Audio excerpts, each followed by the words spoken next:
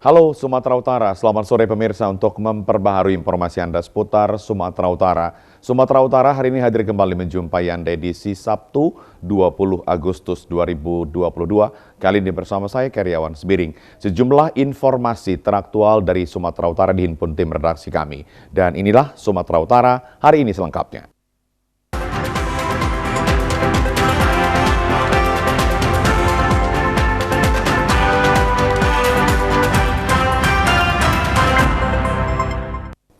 Pemirsa, pasca penggerebekan lokasi judi online beromset miliaran rupiah, Polda Sumatera Utara menggeledah rumah pemilik judi online terbesar.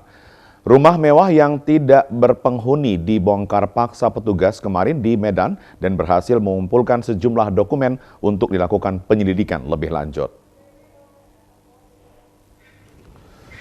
Diketahui tidak berpenghuni rumah mewah di Komplek Cemara Asri nomor 28 Kecamatan Percut Setuan, Deli Serdang, pintu gerbang dibongkar paksa petugas untuk masuk dan dilakukan penggeledahan pada Jumat siang. Tim penyidik Ditkrimsus Polda Sumut melakukan penggeledahan rumah kediaman terduga pemilik situs judi online terbesar untuk mengumpulkan mencari barang bukti terkait penggerebekan oleh Kapolda Sumatera Utara beberapa waktu lalu. Dari rumah mewah berwarna putih tersebut, polisi menyita sejumlah dokumen diduga terkait dengan bisnis judi online yang dikelola AP yang kini berstatus sebagai saksi masih dalam pengejaran polisi. Sebanyak 14 orang saksi telah diperiksa Polda Sumut, termasuk 4 pegawai kafe, kepala lingkungan, security, dan 6 terduga operator aplikasi judi online sebagai proses penyelidikan tim penyidik. Tim Ditkrimsus Polda Sumut juga telah memblokir 133 rekening bank serta 21 website terkait bisnis judi online beromset miliaran rupiah dikelola AP tergolong paling terbesar di Sumatera Utara. Setelah 6 jam melakukan penggeledahan, polisi akhirnya keluar dari rumah mewah milik AP, Jalan Palem, Perumahan Cemara Asri, Percut Setuan, dengan membawa beberapa koper berisi dokumen sebagai barang bukti. Hingga saat ini terduga pemilik situs judi online AP yang juga seorang kader partai di Sumatera Utara belum ditetapkan sebagai tersangka oleh tim penyidik dan masih dalam pengejaran Polda Sumatera Utara.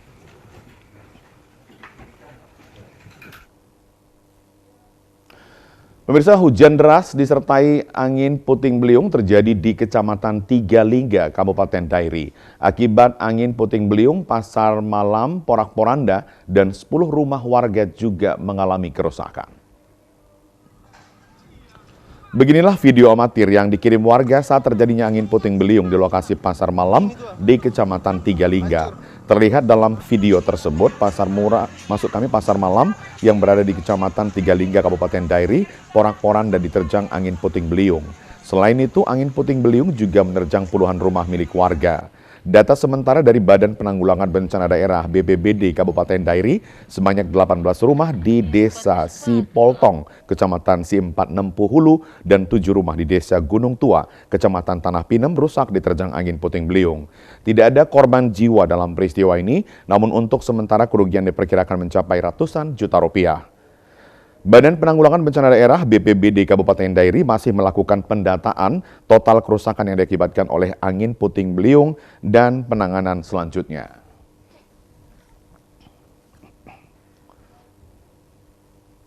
Pemirsa, pasca banjir akibat luapan air sungai Belumai membuat bibir sungai tergerus dan mengakibatkan akses jalan ke rumah warga terputus, nyaris menggerus rumah warga. Sebanyak 10 rumah warga yang berada di bantaran sungai itu tidak bisa lagi dilalui kendaraan.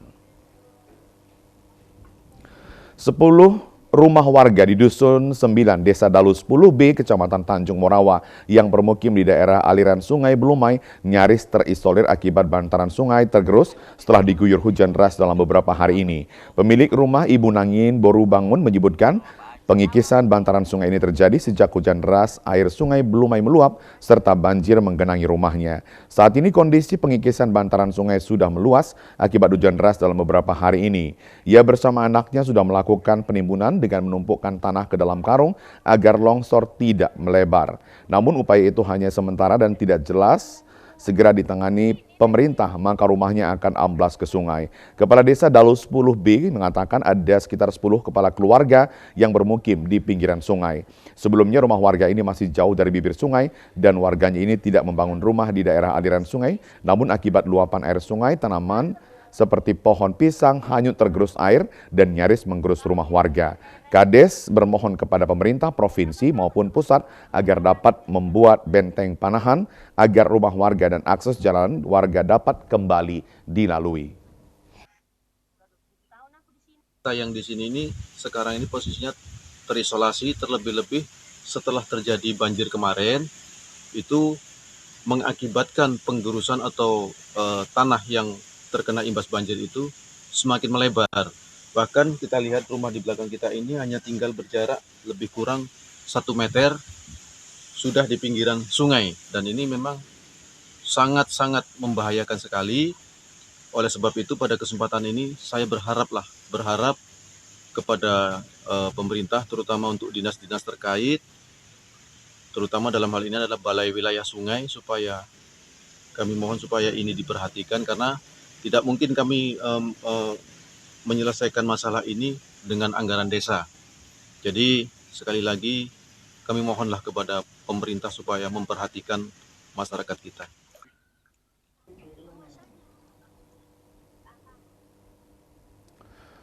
Pemirsa, Badan Meteorologi, Klimatologi, dan Geofisika Wilayah 1 Medan menyampaikan beberapa hari ke depan wilayah Sumatera Utara akan dilanda hujan dengan intensitas ringan hingga lebat. BMKG Wilayah 1 Medan mengingatkan warga yang berada di kawasan lereng gunung dan bantaran sungai agar mewaspadai adanya potensi hujan yang lebat karena dapat mengakibatkan longsor dan banjir. Berikut pernyataan forecaster BMKG Wilayah 1 Medan, Christine. Ini hingga beberapa hari ke depan. Jadi memang di sepekan terakhir curah hujan cukup tinggi di seluruh wilayah Sumatera Utara, di mana curah hujan terpantau tanggal 15 dan tanggal 17 itu di kategori lebat hingga sangat lebat, di mana curah hujannya sendiri itu di wilayah Medan secara khususnya mencapai sekitar 98 mm per jam. Jadi kondisi cuaca ekstrem seperti yang terjadi beberapa saat ke belakang masih berpotensi terjadi khususnya hingga 2 hari ke depan. Yang perlu diwaspadai adalah potensi terjadinya cuaca ekstrim khususnya di wilayah lereng dan pegunungan Sumatera Utara untuk beberapa hari ke depan. Ya. Mbak, apa sih yang mempengaruhi tingginya curah hujan di Sumatera Utara saat ini? Apakah karena memang memasuki musim hujan atau seperti apa? Saat ini memang ada beberapa faktor kondisi cuaca yang sangat dominan, seperti pergerakan massa udara dari pantai barat Sumatera, dari pantai timur Afrika ke pantai barat Sumatera yang kita kenal dengan Dipole Mode Index itu sedang dalam kondisi positif, sehingga memang ada penambahan curah hujan yang meningkatkan penambahan massa udara yang meningkatkan curah hujan terjadi di wilayah Sumatera Utara. Selain itu, kondisi pergerakan angin saat ini terdapat daerah konvergensi atau daerah penumpukan massa udara.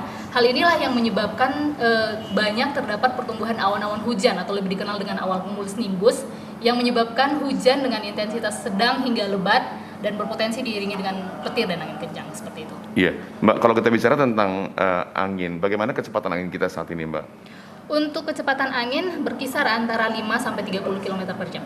Oke, Mbak, tentunya kan masyarakat harus waspada begitu ya. Tapi bagaimana kemudian nanti masyarakat bisa mengetahui bagaimana potensi-potensi cuaca ekstrim seperti itu? Baik, untuk informasi perakiraan cuaca dan ataupun informasi cuaca ekstrim itu bisa dipantau melalui informasi sosial media kita di @info_bmkg_sumut, baik di Instagram, Twitter maupun juga Facebook. Oke. Atau bisa langsung menghubungi hotline BMKG 24 jam. Baik, Mbak, secara khusus mungkin untuk hari ini bagaimana kemudian pantauan BMKG Wilayah 1 Medan untuk wilayah Untuk hari ini cuaca di Kota Medan secara umum di pagi hingga siang hari cenderung berawan banyak dan masih terdapat adanya potensi hujan khususnya di malam hari. Memang mengingat curah hujan masih cukup tinggi dan akumulasi curah hujan juga masih akan terus terjadi hingga beberapa hari ke depan.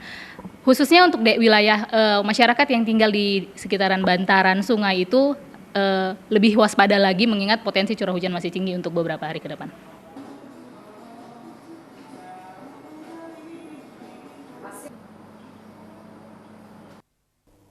Ya pemirsa, bahan bakar minyak atau BBM langka beberapa pekan terakhir ini di Kabupaten Dairi. Kelangkaan BBM ini menyulitkan masyarakat dan pengendara yang harus antri berjam-jam hingga menyebabkan kemacetan yang cukup panjang.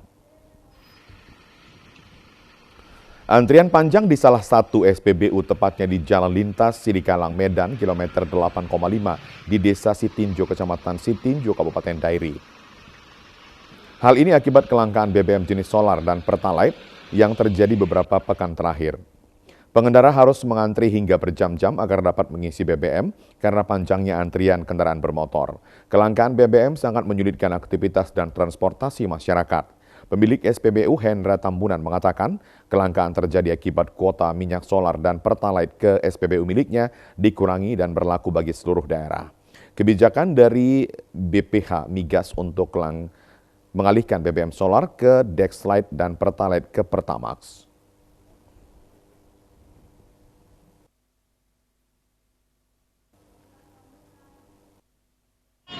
Jadi sudah mulai ada kebijakan baru dari BPH Migas untuk masyarakat, nanti sudah mulai beralih dari Pertalite ke Pertamax, dari solar ke Dexlite, gitu dia. Belum tahu sampai kapan Bang? Belum tahu. Malah nanti September ini udah mulai lebih parah lagi. Karena kalau misalnya kayak di kota-kota besar dia, penggunaan penebusan BBM itu dia harus sudah mulai pakai aplikasi. Jadi dia lebih terkontrol dia. Akibat panjangnya antrian kendaraan mengantri di SPBU mengakibatkan terjadi kemacetan yang panjang di Jalan Raya Lintas Sidikalang Medan, Kabupaten Dairi.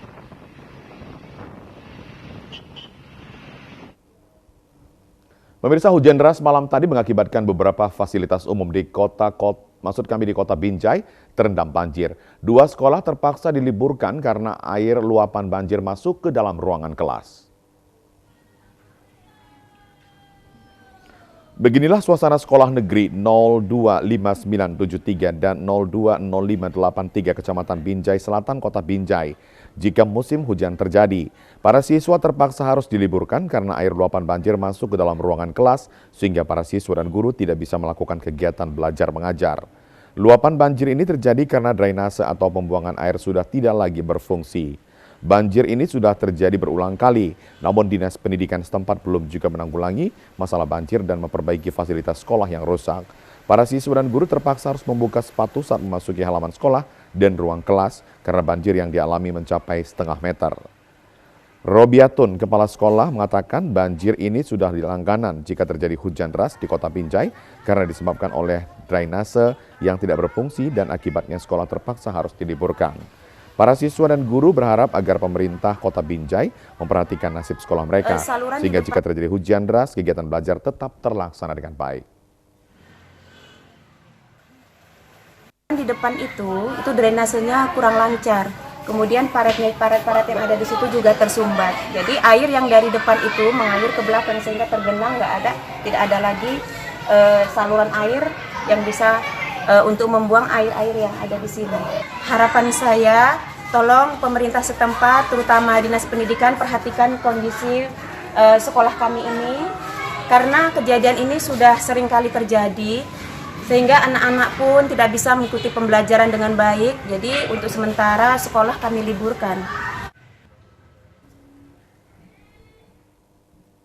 Ya pemirsa, informasi aktual lainnya akan kami hadirkan sesaat lagi. Tetaplah bersama kami di Sumatera Utara hari ini.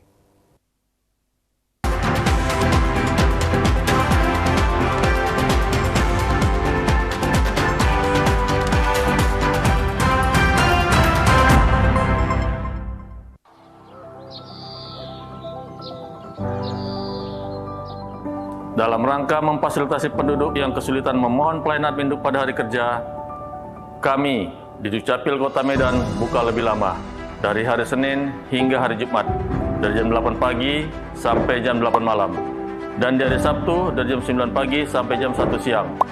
Mari mengurus dokumen kependudukan kita, karena itu penting. Iklan layanan masyarakat ini dipersembahkan oleh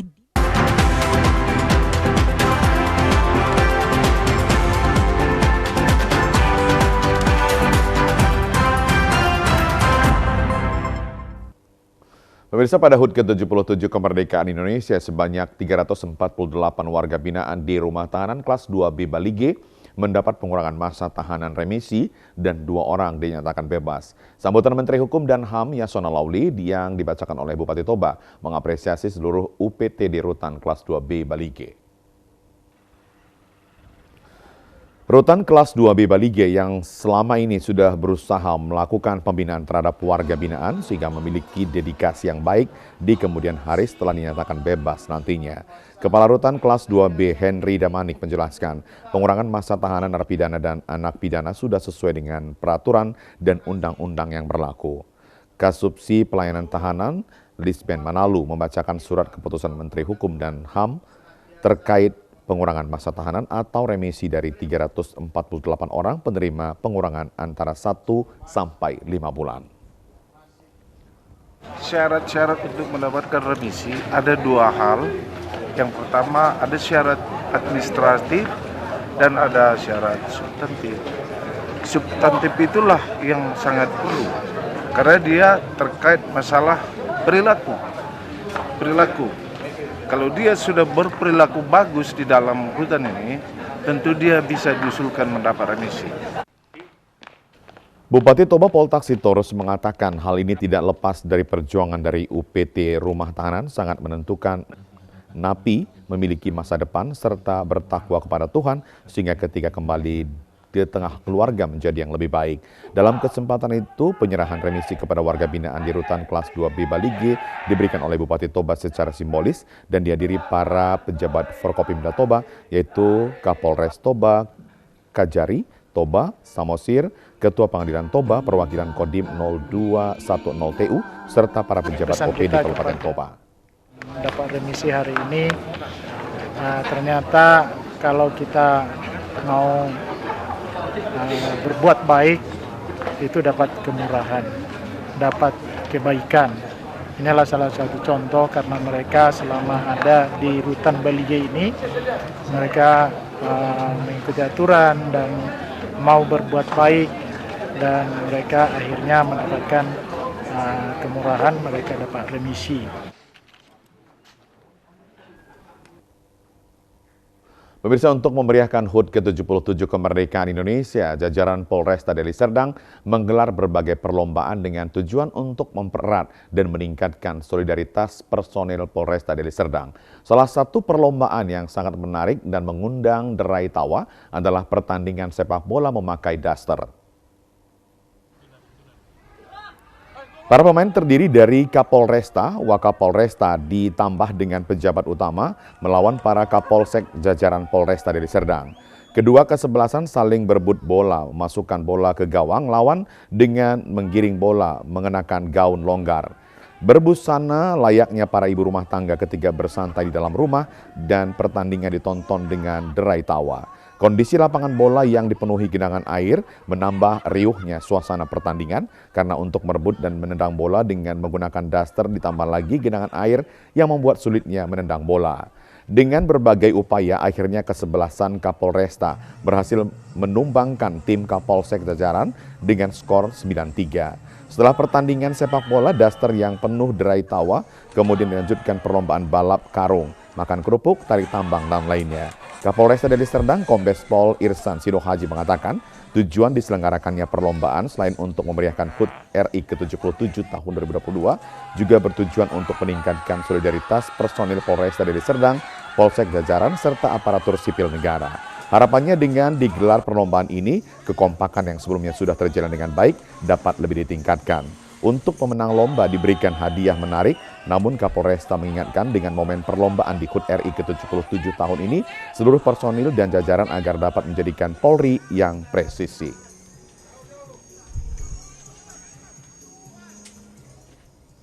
Ya pemirsa, umumnya nasi tumpeng kuning menjadi sajian utama dalam perayaan, termasuk pada perayaan HUT Kemerdekaan Indonesia setiap tanggal 17 Agustus.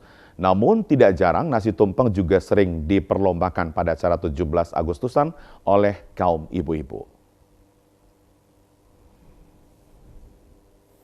Seperti yang dilakukan Keluarga Besar Ikatan Kesejahteraan Keluarga TNI IKKT Ranting Auditorat Militer Medan melakukan lomba menghias nasi tumpeng yang dilaksanakan di kantor Auditorat Militer Jalan Diponegoro Medan kemarin. Perlombaan nasi tumpeng memperingati HUT kemerdekaan RI ke-77, tampak seluruh peserta antusias mengikutinya. Berbekal keahlian dan keterampilan yang dimiliki para ibu IKKT, Otmilti 1 Medan dengan jeli dan sabar menyusun satu persatu bagian nasi tumpeng agar tampak lebih menarik dan rapi. Perlombaan juga dinilai dengan Dewan Juri dengan kriteria penilaian kekompakan, kerapian, rasa, dan ketepatan waktu. Dewan Juri memberikan waktu 1 jam untuk menata nasi tumpeng hingga siap disajikan dan dinilai. Sementara itu di sela-sela melaksanakan lomba nasi tumpeng, para ibu IKKT lainnya menggelar lomba karaoke yang diikuti pengurus IKKT Otmil Medan. Dalam lomba karaoke dengan penuh semangat, seluruh peserta mengajak peserta lainnya untuk berjoget bersama. Suasana keakraban ini tampak membaur di kalangan keluarga besar IKKT Auditorat Militer Medan.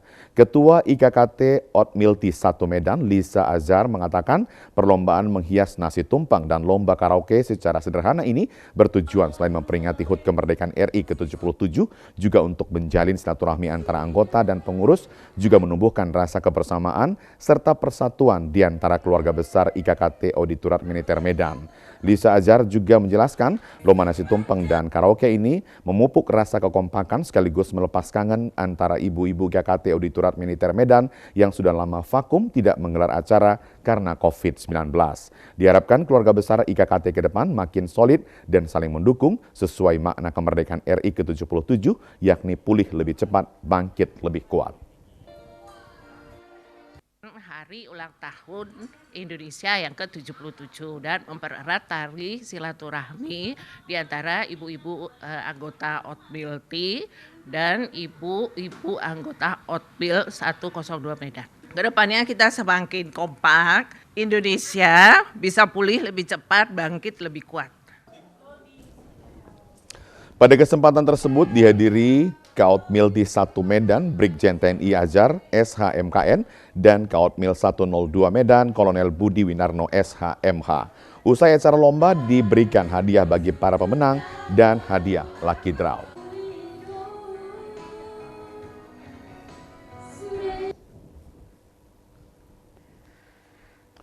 Ya pemirsa, meski HUT RI ke-77 sudah lewat, namun semangat kemerdekaan masih terus dirayakan warga Serdang Bedagai seperti halnya seniman reog yang ada di Teluk Mengkudu. Seni reog yang hampir punah mampu bertahan dan menghibur masyarakat Teluk Mengkudu, Serdang Bedagai.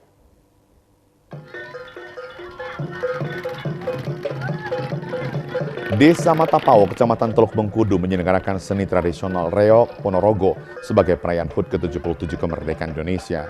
Suyetno, salah satu pendiri seni tradisional reog Ponorogo, serta seni Suntewereh, kuda lumping, wayang orang, wayang kulit, serta ludruk dan ketoprak yang ada di Teluk Mengkudu mengatakan masyarakat masih menginginkan reog Ponorogo untuk menghibur mereka. Meski saat ini banyak hiburan rakyat yang modern, namun reog masih mampu bertahan dan diterima warga Teluk Mengkudu untuk menghiburnya. Di samping itu, Suyetno menyampaikan reog Ponorogo ini adalah seni tradisional Indonesia yang turun-temurun dilestarikan untuk diketahui masyarakat. Meski zaman sudah modern, namun tidak salah untuk mencintai seni tradisional. Seniman reog berharap agar Pemkab Sergai memberikan perhatian untuk dapat terus dilestarikan. Dari dulu Pak di seni, kita menghidupkan seni dari dulu. Ya susah senangnya banyak lah kalau untuk namanya di seni ini kan banyak. Macam mana mau bisa berkembang seni di Serdang Bedagai ini ya kan. Harapan kita kalau bisa untuk pemerintah Sergai ini kami minta tolong. Mari kita kembangkan seni daerah.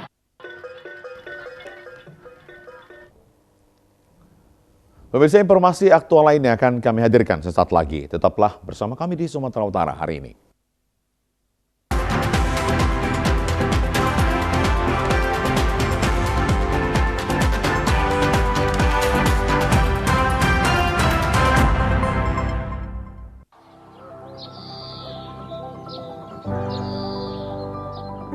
Dalam rangka memfasilitasi penduduk yang kesulitan memohon pelayanan induk pada hari kerja, kami di Dukcapil Kota Medan buka lebih lama, dari hari Senin hingga hari Jumat, dari jam 8 pagi sampai jam 8 malam. Dan di hari Sabtu dari jam 9 pagi sampai jam 1 siang. Mari mengurus dokumen kependudukan kita karena itu penting. Iklan layanan masyarakat ini dipersembahkan oleh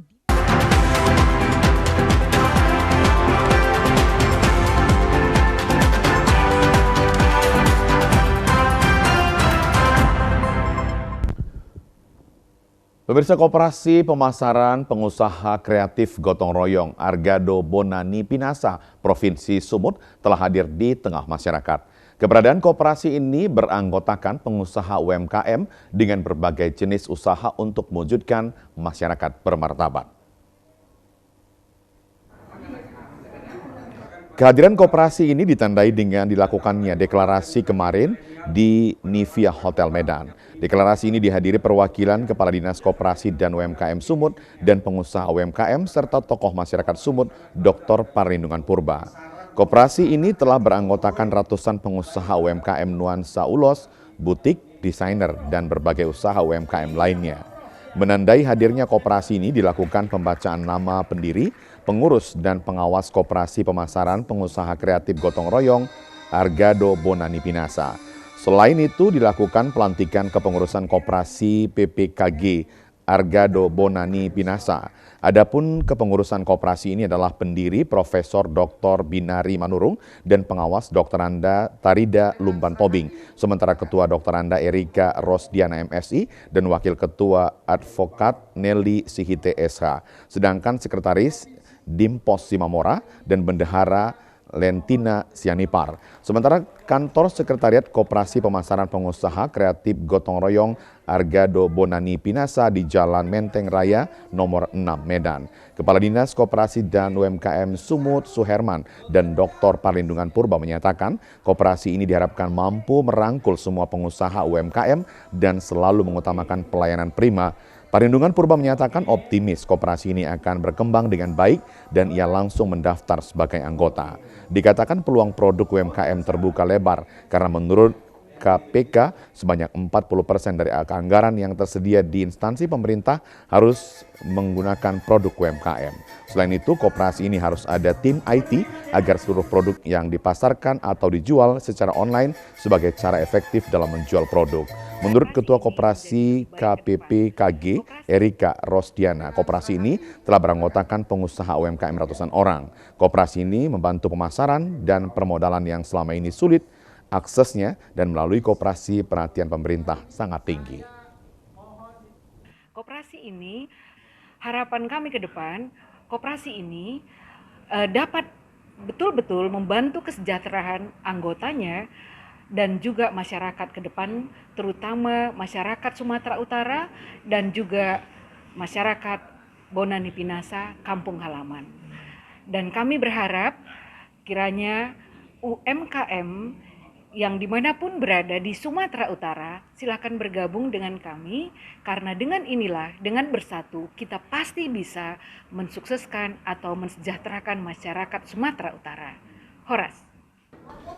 Sementara itu, Ketua Panitia Deklarasi dan Wakil Ketua Koperasi KPPKG Advokat Nelly Sihite SH menyatakan optimis koperasi ini mampu meningkatkan usaha pengusaha UMKM di Sumatera Utara. Kiranya kita semua boleh bersama-sama bergabung di Koperasi Argado Bonani Pinasa untuk meningkatkan ekonomi kreatif daripada masyarakat Sumatera Utara. Untuk itu, kami juga mengharapkan seluruh anggota koperasi siap sedia membesarkan Koperasi Argado Bonani Pinasa. Saya rasa hanya di situ intinya pejabat pemerintahan, pengusaha, mohon kiranya memperhatikan Koperasi Argado Bonani Pinasa agar bisa berkembang dan berkelanjutan. Bangkit, bersatu, bekerja, secara tim IT ya. Pemirsa, semangat HUT ke-77 kemerdekaan Indonesia, Balai Karantina Pertanian kelas 2 Medan meluncurkan klinik ekspor sarang burung walet dan sertifikasi mobil keliling yang dilaksanakan di depan kantor Pasar 5 Kebun Kelapa, Kecamatan Beringin, Kabupaten Deli Serdang. Eksportir sangat mendukung adanya klinik ekspor dan sertifikasi mobil keliling karena dapat meningkatkan 3 kali lipat ekspor. Kepala BKP kelas 2 Medan, Leni Hartati Kepala BKP kelas 2 Medan, Leni Hartati Harahap mengatakan ada 3 perusahaan menjadi grand ekspor ini dan mudah-mudahan ini menjadi role model bagi ekspor barang burung walet lainnya. Selain sarang burung walet, juga banyak yang diekspor dari karantina pertanian Medan, termasuk panili, bunga, nenas, sipahutar, ada juga cicak, kalajengking, dan lain-lain. Tujuan ekspor utama sarang burung walet ini ke negara Tiongkok, kemudian ke Vietnam dan Amerika. Sementara itu dengan momen yang bersamaan, pihak BKP juga melepas sertifikasi mobil keliling. Dengan adanya sertifikasi mobil keliling eksportir, tidak perlu lagi datang jauh-jauh ke Bandara Kuala Namu, cukup datang ke mobil keliling. Adapun lokasi sertifikasi mobil keliling beberapa di 3 titik, yakni di Istana Maimun, Jalan Mawonsidi, dan di daerah Amplas Medan. Sertifikasi mobil keliling ini bertujuan untuk mempercepat pelayanan karantina pertanian, mengurangi biaya, dan juga untuk mendekatkan BKP pada masyarakat. Kita hari ini juga meluncurkan mobil agriculture mobile certification, yaitu sertifikasi keliling, dinamakan Serli. Ekspor sendiri bisa dilaksanakan di sertifikasi keliling ini, tetapi kita hanya berpedoman kepada yang loris saja, komoditi yang bersifat loris. Salah seorang eksportir, Iwan Sanjaya, mengatakan sangat mendukung peluncuran klinik ekspor sarang burung walet dan sertifikasi mobil keliling karena hal ini sangat membantu para eksportir. Kedepannya eksportir berharap kepada pihak karantina pertanian kelas 2 Medan terus berinovasi agar gerakan 3 kali lipat ekspor dapat terwujud. Inilah nanti tempat sertifikasi ya Bu ya. Kita dari PT Originalnes Indonesia sangat mendukung dan membantu kan pelaksananya dengan baik klinik ekspor sarang burung walet ini. Semoga kedepannya dapat meningkatkan gerakan 3 kali lipat ekspor gratis. Balai Karantina Pertanian kelas 2. Pemirsa, Merdeka Belajar adalah program kebijakan Kementerian Pendidikan dan Kebudayaan Republik Indonesia yang dicanangkan oleh Menteri Pendidikan Nadiem Anwar Makarim. Kurikulum Merdeka ini tentunya harus dimulai dari guru sebelum mengajarkannya kepada para peserta didik. Mengikuti kurikulum Merdeka Belajar ini tentunya para guru harus mempersiapkan diri dalam hal mutu dan kualitas sehingga generasi bangsa bisa menyerap kurikulum yang dicanangkan oleh Kementerian Pendidikan. Merdeka Belajar artinya para siswa bebas berinovasi dan mengembangkan diri di tengah dengan tetap dipandu oleh para guru di sekolah.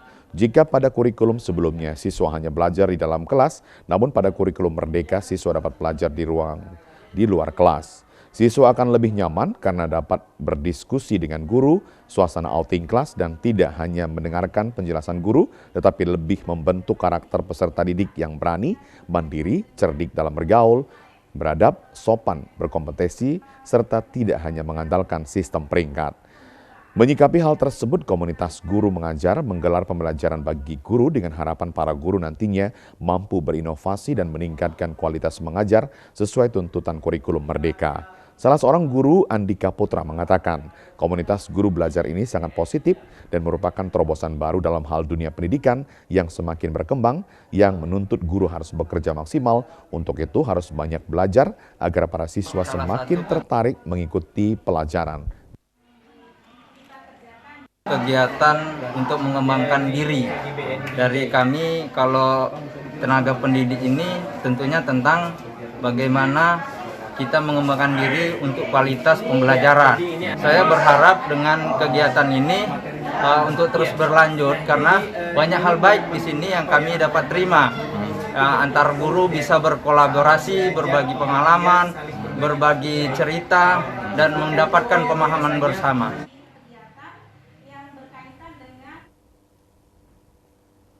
Pemirsa, berwisata di bawah rindangnya pohon bambu merupakan nuansa rekreasi baru yang saat ini banyak diminati masyarakat. Berada di lereng Taman Nasional Gunung Lauser dan berbatasan langsung dengan Taman Hutan Raya Tanah Karo membuat lokasi wisata ini semakin memiliki nilai tambah karena kesejukan udaranya. Ya, pemirsa, salah satu destinasi konservasi alam yang menarik di Desa Telaga, Dusun Pamah Simelir, Kabupaten Langkat adalah Jendela Bambu Lauser. Kenapa dikatakan Jendela Bambu Lauser? Karena tempat ini masih berada di kawasan Taman Nasional Gunung Lauser. Nah, di hamparan bambu yang begitu luas di sini dikelola dengan baik dan kemudian disediakan juga tempat beristirahat dan penginapan bagi para wisatawan yang hendak menikmati wisata alam Taman Nasional Gunung Lauser. Seperti apa keindahan di dalamnya? Yuk, ikuti saya.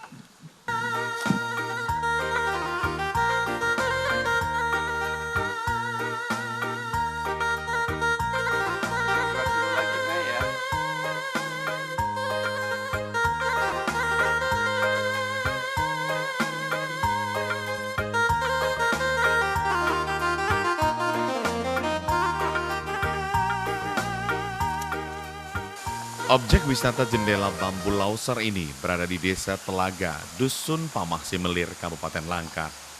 Untuk menuju lokasi ini, dari Kota Medan membutuhkan waktu 2 jam perjalanan menggunakan mobil. Jalan menuju objek wisata ini adalah jalan alternatif menuju Tanah Karo. Di kawasan objek wisata ini tersedia pondok lesehan dan kursi yang terbuat dari aneka bambu. Pengelola objek wisata Purnama Ginting mengaku konsep pengelolaan wisata bambu ini adalah konservasi alam, di mana saat ini pohon bambu dilindungi tanpa diperjualbelikan lagi. Selain itu, mengusung konsep konservasi alam, pengelola juga menambah pohon lainnya di sekitar lokasi wisata untuk dapat menambah keasriannya. Saat ini lokasi wisata ini menjadi perhatian dari penggiat lingkungan karena memberikan dampak baik bagi masyarakat sekitar. Meski masih dalam tahap pembenahan, namun animo masyarakat untuk berwisata ke lokasi ini sangat tinggi, terbukti jika pada hari libur Sabtu dan Minggu jumlah pengunjung mencapai ratusan orang. Untuk setiap pengunjung dikenakan tarif masuk Rp10.000 dan untuk kendaraan dikenakan parkir dengan harga yang sangat murah.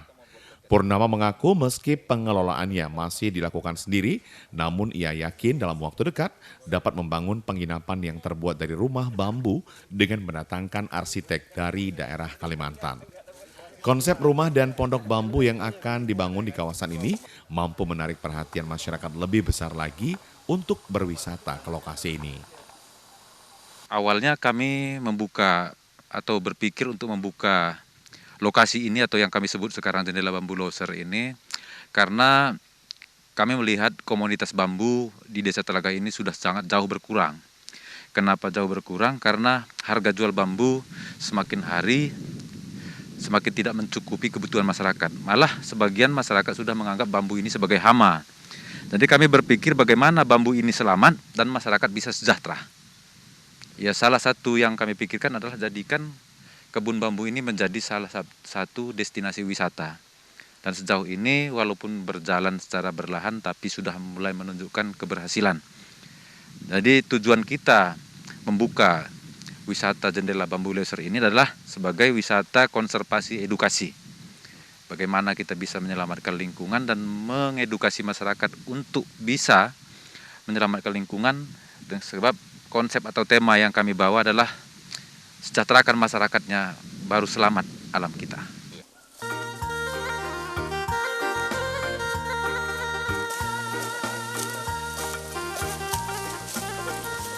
Pemirsa, satu hal yang menarik lagi di kawasan Jendela Bambu Lauser ini, di mana di tempat ini tidak hanya menyediakan pondok untuk penginapan, tapi juga menyediakan tenda-tenda penginapan untuk kalangan kaum milenial, di mana biasanya kaum milenial ini suka yang namanya berpetualang sambil tiduran di tenda.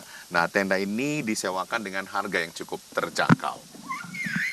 Berwisata di lokasi ini dapat menghilangkan rasa penat dan kejenuhan dari kesibukan selama berada di perkotaan. Apalagi ditambah dengan suara orangutan yang menjadikan kawasan ini sangat dekat dengan hutan lindung. Bagi pengunjung yang hendak berwisata ke Gunung Lauser, dari lokasi ini juga dapat menjelajahinya dan akan dipandu oleh pemandu wisata.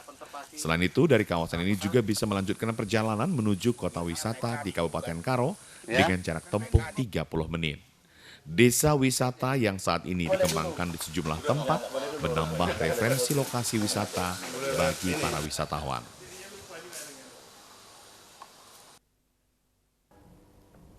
Ya, pemirsa, informasi tadi mengakhiri Sumatera Utara hari ini. Mewakili seluruh kerabat kerja yang bertugas, saya Karyawan Sebiring mengucapkan terima kasih atas perhatian dan kebersamaan Anda. Selamat sore dan sampai jumpa.